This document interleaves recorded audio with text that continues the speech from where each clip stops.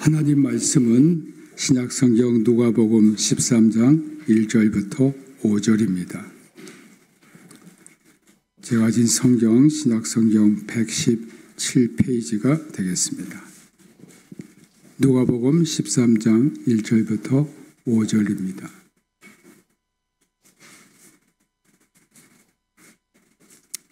교독하시겠습니다. 제가 먼저 1절 읽습니다.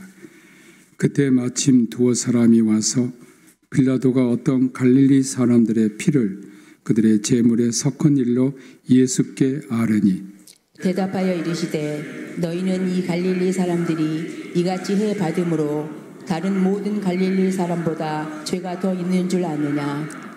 너희에게 이르노니 아니라 너희도 만일 회개하지 아니하면 다 이와 같이 망하리라.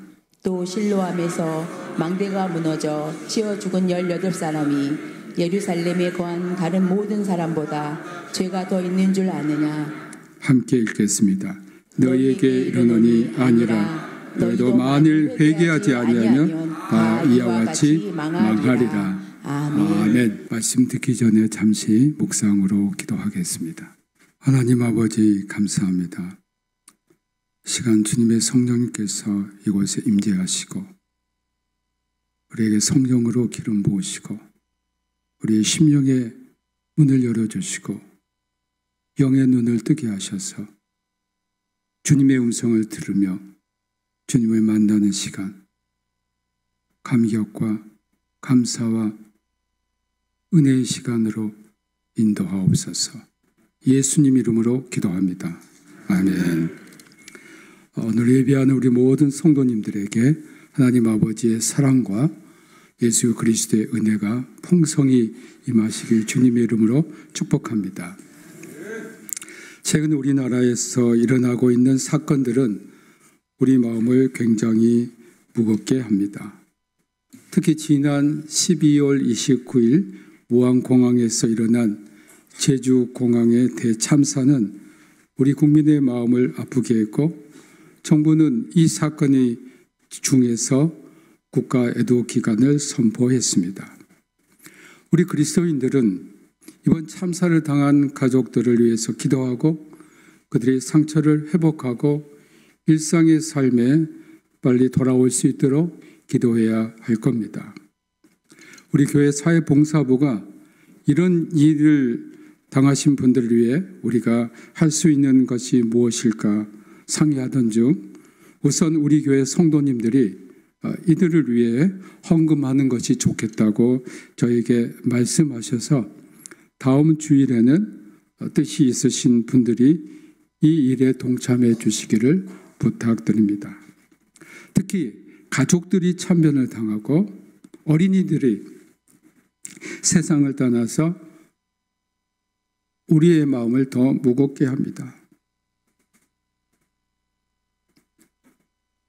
저는 이런 사건이 일어날 때마다 하나님의 뜻이 무엇일까라고 질문합니다.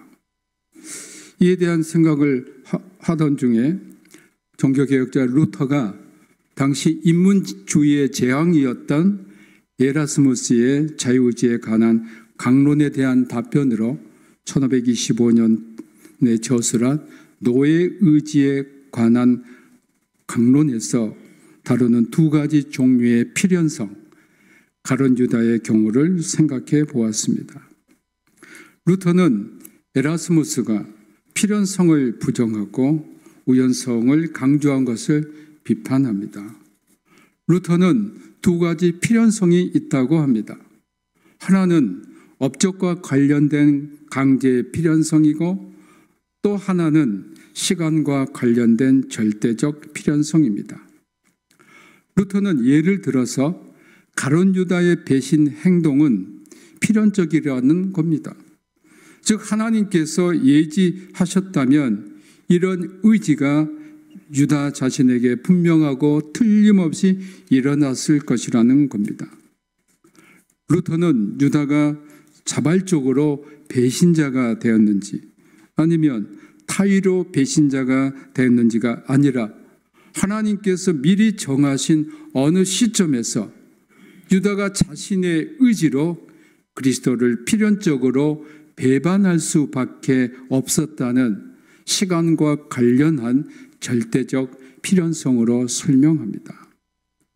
그렇다면 모든 것이 우연이 아니고 하나님의 예지와 예정 가운데 일어날 수밖에 없는 시간과 관련한 절대적 필연성 속에 있다 할 수 있습니다. 저는 오늘 본문 말씀도 이런 구조에서 생각해 볼 수 있다고 봅니다. 본문에 두 개 사건이 나옵니다. 첫째는 1절에 예수님께 두 사람이 와서 빌라도의 만행에 대하여 말씀드린 겁니다. 즉 유대교 의식에 따라 갈릴리 사람들이 하나님께 제사할 때 로마의 총독 빌라도의 하수인들이 그들을 갑작스레 습격하여 그들이 제물로 드리려고 잡은 짐승의 피와 그들의 피를 섞었다는 이야기입니다. 둘째는 4절에 실로암에서 망대가 무너져 18명이 죽은 사건입니다.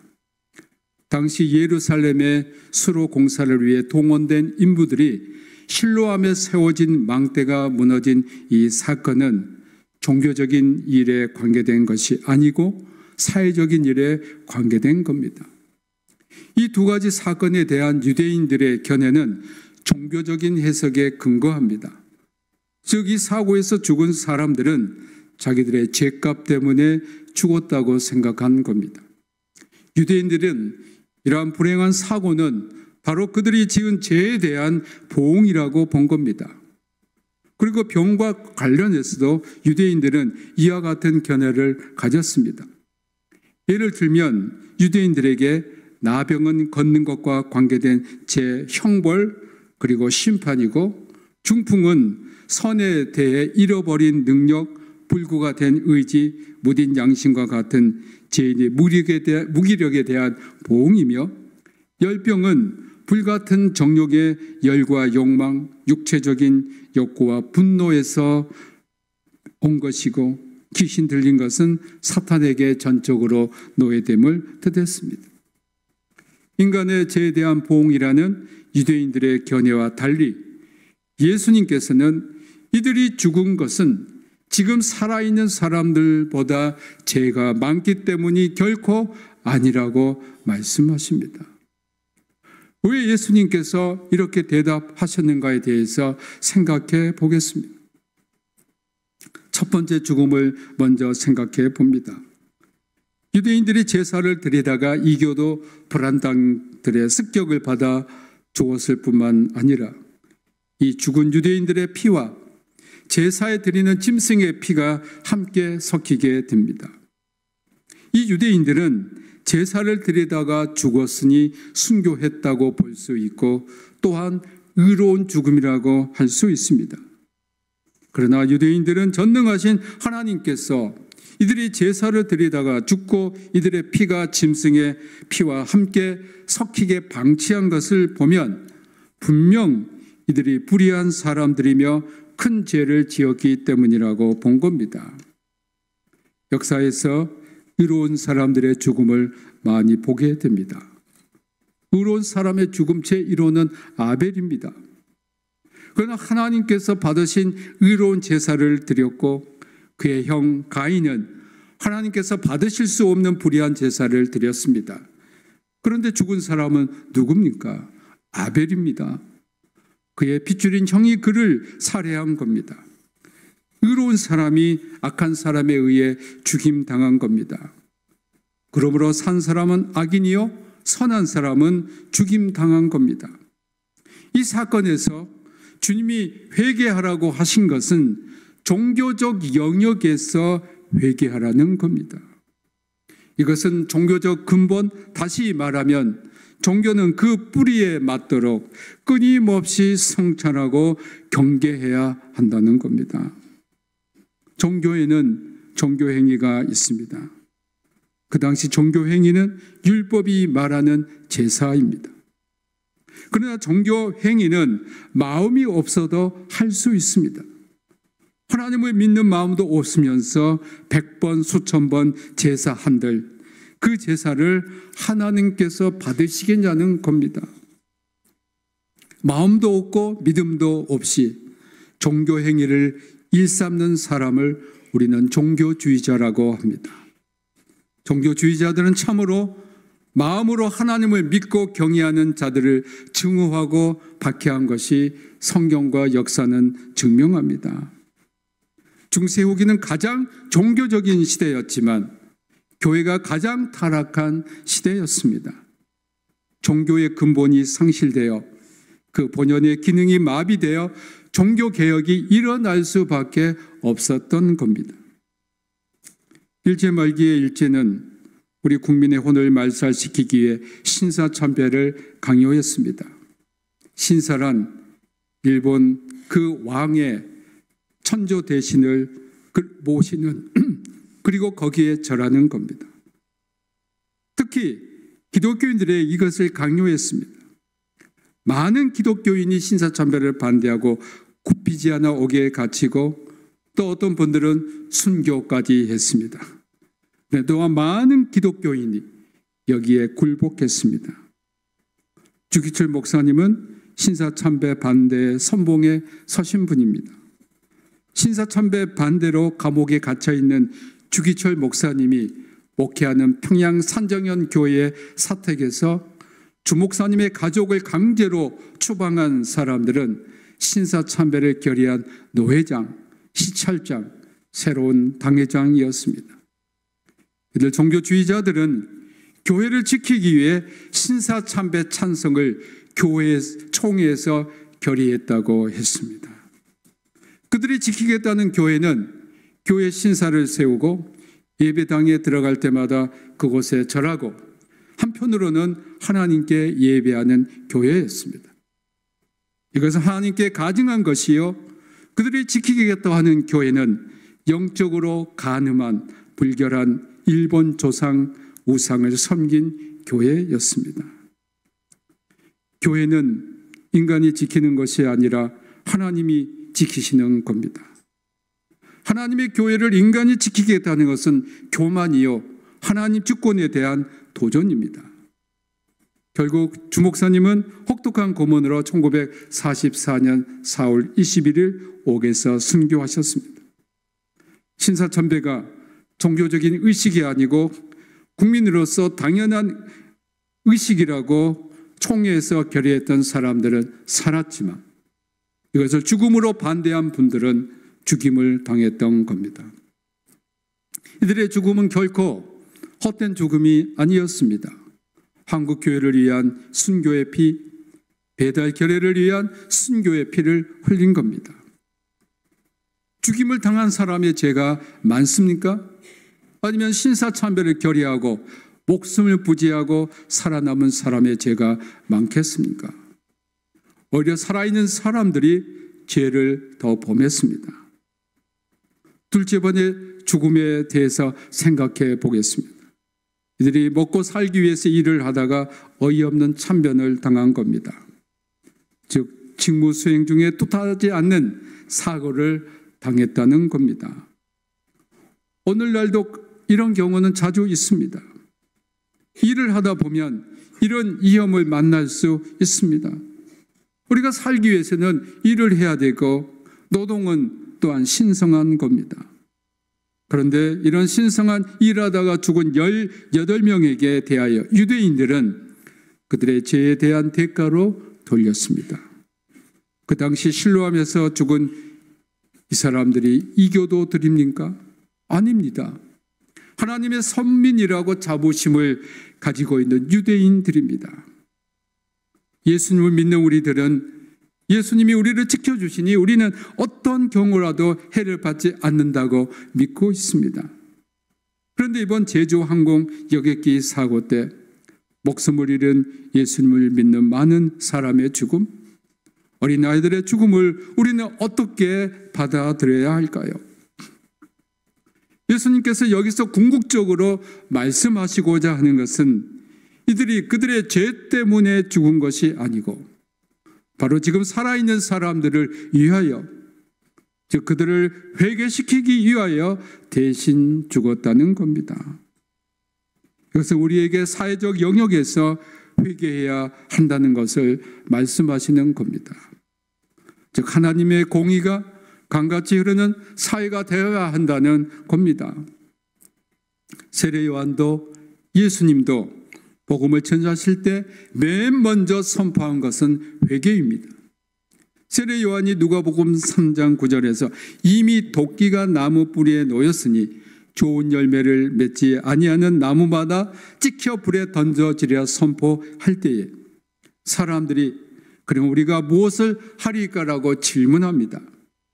그때 세례 요한은 누가복음 3장 11절부터 14절에서 다음과 같이 말합니다. 옷 두 벌 있는 자는 옷 없는 자에게 나눠줄 것이요 먹을 것이 있는 자도 그렇게 할 것이니라 하고 세례들도 세례를 받고자 하여 와서 이르되 선생이여 우리는 무엇을 하리까 하며 이르되 보가든 거두에는 거두지 말라 하고 군인들도 물어 이르되 우리는 무엇을 하리까 하며 이르되 사람에게서 강탈하지 말며 거짓으로 고발하지 말고 받는 급료를 족한 줄로 알라 하니라. 하나님께서 이 두 사건을 통해서 우리에게 말씀하시고자 하는 것은 이 사건이 우연이 아니라 절대적 필연성에 의해 일어난 신학적 의미가 있다는 겁니다. 그 절대적 필연성이란 우리가 회개해야 한다는 겁니다. 양심이 무뎌지고 죄를 죄로 깨닫지 못하고 영적으로 둔해진 우리를 향하여 회개하지 않으면 다 망한다는 겁니다. 저는 이런 큰 참변이 날 때마다 하나님 앞에 저의 모습은 어떤가? 우리 모습은 어떤가? 하나님 앞에서 우리 교회는 어떤가? 하나님 앞에서 이 나라와 민족은 어떻게 해야 할까 물어봐야 한다고 생각합니다. 오늘 우리는 하나님 앞에서 과연 하나님 자녀답게 살고 있습니까? 우리 가정이 하나님 앞에 바르게 서 있습니까?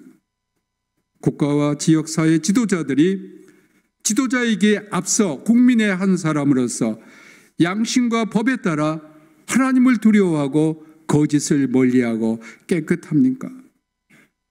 우리 국민과 지도자들이 얼마나 타락하고 부패했는지 사도 바울이 로마서 1장 26절에서 31절에서 말씀한 것과 같은 죄악이 우리 가운데 깊이 뿌리를 내리고 있습니다. 이 때문에 하나님께서 그들을 부끄러운 욕심에 내버려 두셨으니 곧 그들의 여자들도 순리대로 쓸 것을 받고 영리로쓰며 그와 같이 남자들도 순리대로 여자 쓰기를 버리고 서로 향하여 음욕이 불릴 듯하며 남자가 남자와 더불어 부끄러운 일을 행하여 그들의 그릇 때문에 상당한 보응을 그들 자신이 받았느니라.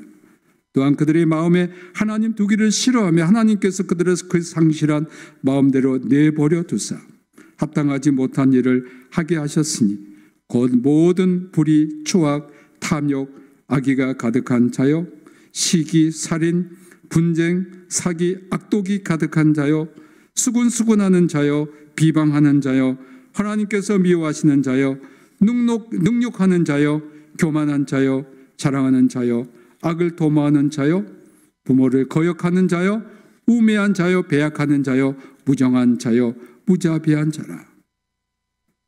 여기 나온 죄들이 오늘 우리 모습입니다. 제가 독일에서 보았던 것 가운데 가장 인상 깊게 남은 것은 제2차 세계대전 당시 히틀러의 만행이 그대로 생생하게 남겨진 나치 강제 수용소였습니다. 그들은 치부를 감추지 않고 온 세계에 그대로 보여주었습니다. 일본과 얼마나 다릅니까? 저는 이 다른 면이 기독교 정신과 양심을 근본으로 하는 국민과 우상 숭배와 아직도 회개하지 않는 인간에 대한 배려와 존중이 없는 정권과 국민의 차이라고 봅니다. 이 나치 수용소는 우리에게 잘 알려진 뮌헨 부근의 다카우나 폴란드에 있는 아우슈비츠뿐만 아니라 독일의 곳곳에 있습니다. 전 동독 지역에 있는 부켄발트에 있는 나치 수용소를 방문한 것이 지금도 기억에 생생합니다. 이 수용소에는 유대인, 집시족 같은 소수민족이나 히틀러를 반대하는 양심적인 독일인들이 수용된 곳이었습니다. 그런데 저의 걸음을 멈추게 하고 그곳에서 가슴에 복박 저는 슬픔을 이길 수 없게 하는 것을 목격하게 되었습니다. 그것은 이 수용소에 끌려와서 가스실에서 세상을 떠나게 된 3살 난 집시 아이가 남긴 신발이었습니다. 저는 이 사진을 보았을 때 이 아이에게 무슨 죄가 있었을까? 아무것도 모르고 엄마 손에 이끌려 이곳에 오게 된 겁니다. 그런데 가스실에서 아무것도 모르고 죽어간 그 아이, 세상에 남겨놓은 것은 그가 신던 그 한 켤레의 신발이었습니다. 그것이 저의 마음을 강하게 때렸습니다. 인간의 속 깊이 도사리고 있는 이 죄악이 천진난만한 이 아이를 살해한 것이 아니고 무엇이겠습니까? 이런 생각이 저에 내렸을 때 저는 나도 바로 이런 아이를 죽인 공범일 거라는 생각이 들었습니다. 하나님께 돌아오지 않는 인간은 결코 선할 수 없다는 것과 가공할 만한 죄악을 범할 수 있는 가능성이 언제나 있는 겁니다. 회개하지 않고 목이 곧은 바로 우리들 때문에 어린아이들을 비롯한 179명이 순식간에 죽어갔음을 인정하고 우리가 진정으로 하나님께 돌아가야 합니다. 이 사건은 하나님께서 우리에게 회개하지 않으면 망한다는 메시지를 던진 필연적인 사건임을 깊이 생각해야 합니다. 더 큰 하나님의 심판이 우리에게 임하기 전에 우리의 죄악을 깨닫고 철저히 회개해야 합니다. 베드로전서 4장 7절에 하나님의 집에서 심판을 시작할 때가 되었다고 했습니다. 즉 하나님은 교회를 먼저 심판하시겠다는 겁니다. 그러므로 우리 그리스도인들은 이런 엄청난 참사 앞에서 하나님의 심판을 두려워하고 그 심판을 받기 전에 철저한 자기 반성과 회개가 있어야 할 줄 압니다. 우리나라가 1997년 11월 소위 IMF 경제 한파를 만나기 전에 어떤 일이 일어난 줄 아십니까? 1997년 8월 6일 괌에서 우리나라의 칼기 사고로 228명이 목숨을 잃어 온 국민을 충격에 몰아넣고 유족들에게 이루 말할 수 없는 상처를 주었습니다. 그해 9월 3일 캄보디아의 푸놈펜에서 베트남 항공기의 추락으로 65명의 사망자가 나왔는데 그 중에서 우리나라 국민이 21명 목숨을 잃었습니다. 큰 슬픔을 우리들에게 주었습니다. 우리에게 이런 슬픔과 비참함을 주신 것은 회개하지 않으면 또 다른 더 큰 심판이 임하리라는 하나님의 경고 메시지로 받아들여야 할 겁니다.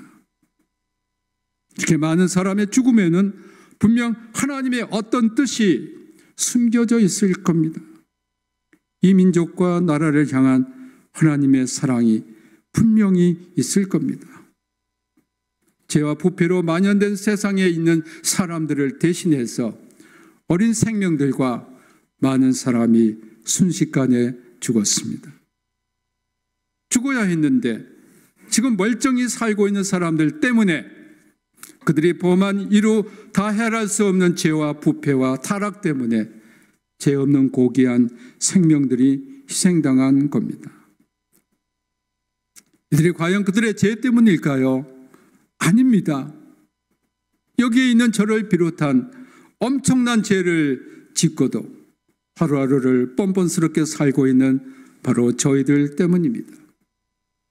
이들의 죽음이 헛되지 않게 우리는 회개해야 합니다. 하나님의 경고 메시지를 정말 무겁게 받아들입시다. 젊은 날의 긴 방황과 방탕의 생활을 끝내고 마침내 진리이신 예수님을 발견한 아우구스티누스는 자신의 과거의 행적을 담은 고백록의 제1권 제1장을 소두로 다음과 같이 시작합니다. 당신은 우리를 당신을 향하도록 만드셨기에 당신 안에 있기까지 우리가 참 안식을 얻지 못하나이다. 우리가 참으로 회개하고 주님 안에 거하게 될 때에 우리는 하나님의 참 안식을 누릴 수 있고 우리나라와 민족이 살 수 있습니다. 우리가 당해야 할 고통을 대신 당하고 죽은 사람들과 그 유가족을 위해 지금 우리가 마음을 모아 기도해야 할 때입니다. 이런 대형 사고를 당하고 참변을 당한 다음 얼마 지나면 그냥 잊어버리고 또 이런 일이 되풀이되는 악순환의 고리가 완전히 끊어지게 우리의 삶을 다시 정비해야 할 때입니다. 참된 회개란 반복된 죄를 되풀이하지 않는 겁니다. 그러나 회개하지 않으면 언제나 이런 참사는 다시 우리 앞에 오며 더 큰 재앙이 올 수 있다는 것을 깨닫고 먼저 그리스도인인 우리가 하나님께 매일 참된 회개의 열매를 맺기를 주님의 이름으로 축복합니다. 모든 지각에 뛰어난 하나님의 평강이 그리스도 예수 안에서 너희 마음과 생각을 지키시리라. 아멘. 예수 그리스도의 은혜와 아버지 하나님의 크신 사랑하심과 성령님의 감동하심이 오늘 이 어려움을 당하고 혼돈 가운데서도 우리에게 갈 길을 보여주시고 회개하기를 간절히 바라는 그 주님의 마음에 합하여 회개하고 주님께 다시 돌아가고 나라와 민족을 위해서 기도하며 이 나라의 앞날을 위해서 함께 마음을 모아 우리 모든 성도들, 그들의 가족들, 권속과 또한 평택대학교의 피어성 기념학원, 평택대학교, 북한에서 고난당하는 우리 동포들, 항공대 참사로 어려움을 겪는 우리 이웃들에게 지금부터 영원토록 함께하기를 축원하옵나이다. 아멘.